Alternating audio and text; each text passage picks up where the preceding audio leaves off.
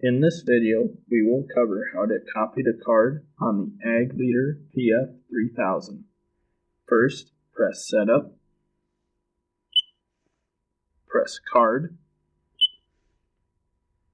press Show All Files, select one of the log files that you wish to copy the card, press File Options, and press Copy to File. Once you have done this, your file will now be copied to your card.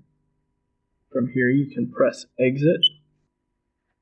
We have now covered how to copy the card on the Ag Leader PF3000. For more information on Ag Leader products, please refer to your local Ag Leader dealer, other tutorial videos on the Ag Leader YouTube channel, or the Ag Leader Knowledgebase at support.agleader.com.